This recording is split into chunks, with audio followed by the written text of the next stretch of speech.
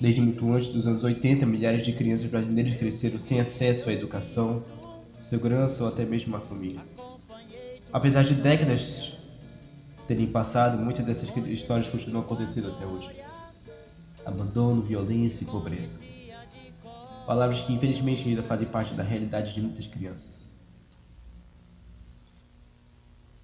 E foi justamente sobre essa realidade que, no ano de 1981, um diretor argentino decidiu fazer um filme que não chocaria só o Brasil, mas o mundo. O diretor em questão se chamava Hector Babenco, responsável por obras como Lúcio Flávio, Passageiro da Agonia, O Beijo da Mulher-Aranha e anos depois com Carandiru. E naquele ano ele lançava um filme que se tornaria um dos maiores clássicos do cinema brasileiro.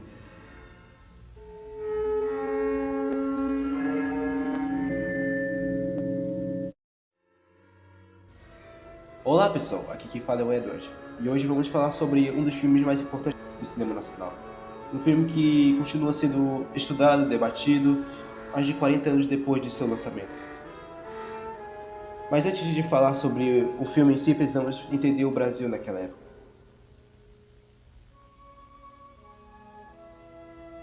O início da década de 1980 foi um período complicado para milhões de brasileiros. O país enfrentava desigualdade, pobreza e um crescimento acelerado das grandes cidades. Muitas crianças acabavam vivendo nas ruas, algumas fugiam de casa, outras eram abandonadas. E muitas simplesmente não tinham para onde ir. Foi observada essa realidade que Hector Babenco decidiu contar a história de Pichote.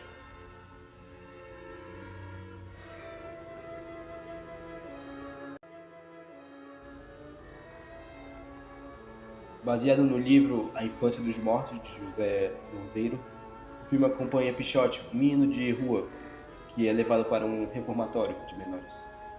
O que deveria ser um lugar de recuperação rapidamente se revela um ambiente marcado pela violência.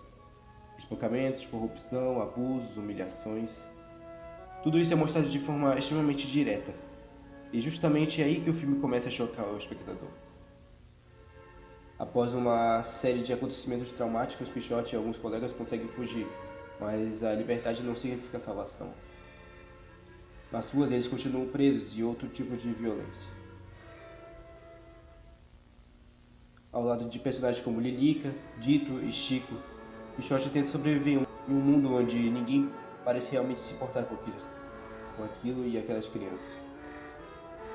E conforme a história avança, fica cada vez mais difícil acreditar que existe um final feliz esperando por eles.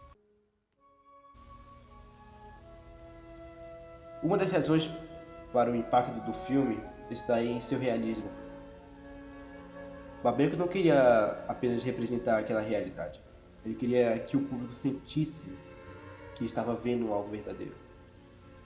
Por isso, muitos dos jovens presentes no elenco não eram atores profissionais. Alguns conheciam de perto as situações retratadas pelo filme. Isso que parecia em praticamente todas as cenas. Em vários momentos, Pichote parecia mais um documentário do que uma obra de ficção. Quando foi lançado Pichote, chamou a atenção imediatamente. A crítica internacional elogiou a direção de Hector Babenco e o retrato brutal da realidade brasileira. Mas nem todos gostaram. Algumas pessoas acreditavam que o filme mostrava uma imagem negativa do Brasil.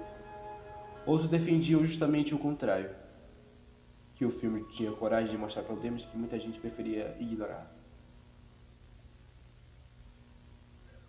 Eu não devia ter tirado o filho. Que filho, hein? Esse aí, porra. Tá pensando que isso aqui é o quê? Um bife!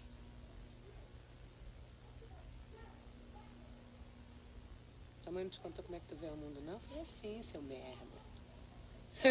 Até parece contigo, olha bem pra ele.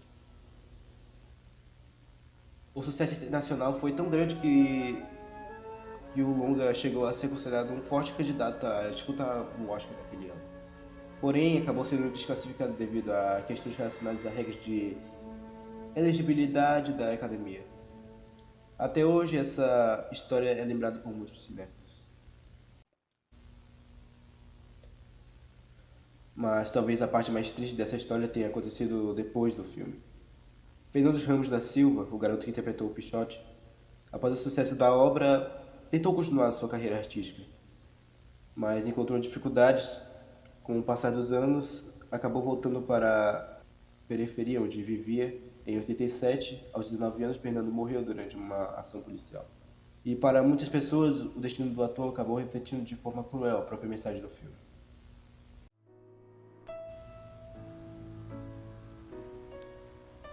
E então chegamos ao final do filme, uma das cenas mais marcantes da história do cinema brasileiro.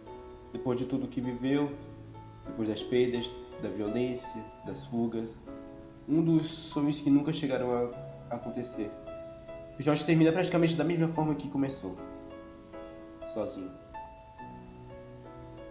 O filme não oferece respostas, não oferece uma solução, não oferece esperança.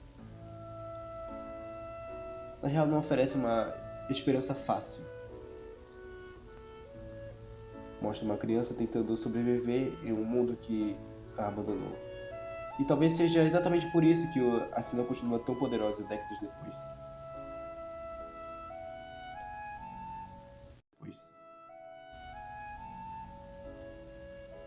Quando o Pichote chegou aos cinemas em 1981, muitos acreditavam estar vendo apenas um retrato daquele período. Mas mais de 40 anos se passaram e várias das questões levantadas pelo filme continuam existindo. Abandono infantil, violência urbana, desigualdade social, problemas que ainda fazem parte da realidade de muitas crianças. Isso não significa que o Brasil seja exatamente o mesmo de 81, mas significa que algumas feridas continuam abertas. E é somente por isso que Pichote continua relevante.